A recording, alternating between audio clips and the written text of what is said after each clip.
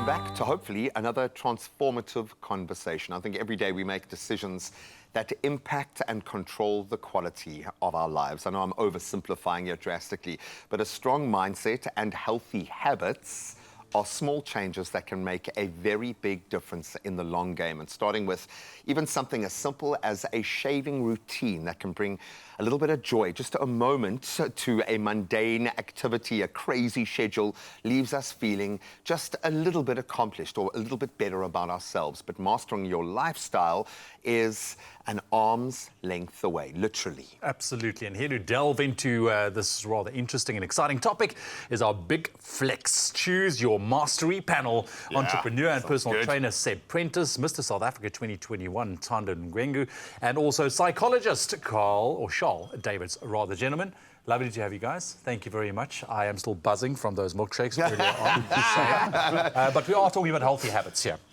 And we want to unpack it a little bit because healthy habits, Seb, maybe you can start with that. You know, somebody in the fitness industry as well. What has it meant for you in your life, having those healthy habits? How does it positively influence the way that you see and approach your life? I think healthy habits, no matter how small, are instrumental in building a life that you want to live. And I think it really comes down to building that reputation with yourself, keeping promises to yourself, and knowing that the word that you have with yourself is good, and that you'll keep that, because it gives you confidence and it allows you to tackle bigger things in life when they do surface with a lot more confidence. It's about keeping yourself accountable, right? I like that. Answer to yourself. Can you trust yourself? Can you back yourself? Exactly. I absolutely love that, because that's something you can prove. It's not in someone else's control, it's in yours. And Thando, you're nodding your head there like a man who has been chosen as the man of all South African men, which has got to be quite a moment. I would imagine going through that cycle, and we've seen it on a lot of different personal journeys, because ultimately you've got to come to terms with yourself before you put yourself out there for the rest of the world to embrace you. What was that journey like for you? How did you come to terms with Thando? Have you? Yeah, well, yes. I believe the most important thing is just being true to who you are and understanding who you are. And I mean, you know, when you go out into the world, you show that to the world, and you're comfortable and you walk in that. And wherever you go, you know, if you believe in yourself, you'll believe in others. And wherever you go, you know, you'll do your thing to inspire other people. And you do. You live it every day. Absolutely. And Charles, we're talking about, you know, small changes can have a massive impact on your life if they are consistent. How do you view that? And what are some maybe examples of small, consistent changes that you've encountered in your life, or that you have physically had to action to bring about some positive change? Sure. So I think it starts with we are what we repeatedly do, right? And therefore we say that excellence is not an act, but it becomes a habit.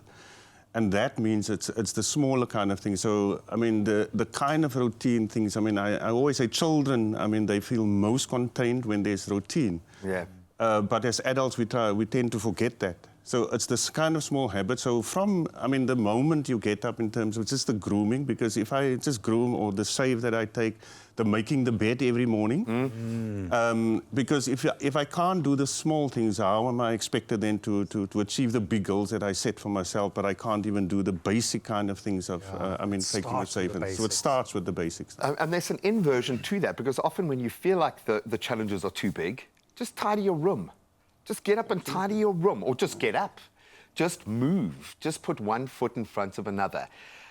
Buddy, you've proven to the world now what little incremental, i.e. 1 foot in front of the other, can lead to.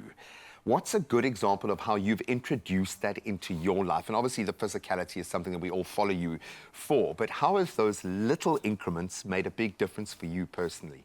I think a small example would be just having a more positive mindset around life in general, which a small proactive step I've taken is making sure that I'm intentional about the first bit of stimulus I kind of receive in the morning. Okay. So first gateway. Yeah. Yes, so whether that is a positive book or a positive article or something that makes you feel quite good, just ensure that the first thing that you are consuming in the day is healthy, whether it's mentally healthy or from a nutrition point of view it's healthy. And that, I think that little decision, that bit of intention, really sets you up for the rest of the day feeling a lot more positive.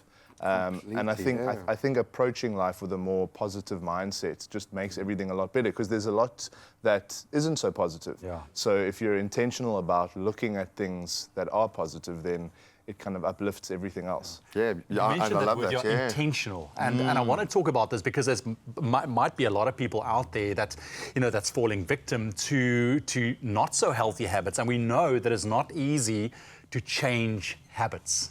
Like to foster a new habit in your life, I mean, it takes dedication. It really is difficult. So with that in mind, how do you guys approach this, really incorporating those healthy habits and start recognizing those that are not healthy for you at all, actually? And how do we change them? What's that first step for you guys? So, I mean, I'd say personally, doing something consistently is a lot better than doing something intensively. So, I mean, just doing something basic, going for a 30-minute walk a day, much rather than, maybe going to the gym once every 3 months for 3 hours. 100%. It's things like that every single day into your daily life. I mean, for me personally, I'm in the gym about 4 times a week. I'm in kickboxing about 4 times a week as well. And it's those things where over time, an hour a day, that really go a long way in the long run. And over time, you'll just see, your habits will begin to be formed and your activities will begin to change and you'll see the difference in your life. Because let's be honest, I mean, for a schedule like that, I mean, it's not always easy. I mean, you make it sound easy the way you speak about it, but it's not. There's days where it becomes really difficult. You don't want to get out of bed, or you're not feeling it, or you're not emotionally there. How do you overcome that? Well, discipline. Discipline's a very important part of it. Just making decisions that, every single day, consistently, at a certain time, I'm going to wake up, and eventually your body will follow. I mean, trust me, every time... You'll enjoy the validation you get, because Yes, that's definitely. proving again, and to your point, that you can back yourself, that you can trust yourself. I love that. Charles, maybe we can round off with you. What would you recommend as that first step? I love the fact that we've got a physical, we've got a mental approach, we've even got an emotional approach here. As the first practical step for that person that is feeling immobile right now, what should that first step look like? It's the kind of thing we have to remember, that the innate human fear is the fear of the unknown. Yeah. So if we're habit forming, so it means if I do something negatively all the time, I don't even understand what the positive is. And therefore I have to make the first step. And people always say that I don't feel motivated, I can't, but we can't wait for that. So I have to do something, Goes the and the motivation comes. So if I get out of bed, I always say, if I feel the mood is down, and even if I don't feel like eating, I say, well, just eat half a slice of bread, which then means that the body says, hey, I'm open to eating again, and I do that again. Right? So there has to be a first move, whether it is just getting out of bed, and I mean, Thando spoke about, just the 30-minute walk. In the beginning, it will feel difficult, but the more I do it, as you said, the body then follows, and I do it immediately. It's taking the first step. Don't wait for the motivation, because it happens anyway if we just start doing something. Just do it. Can't wait for the world to change, right? Absolutely. Got to change. Love you guys. Thanks, guys. Appreciate it.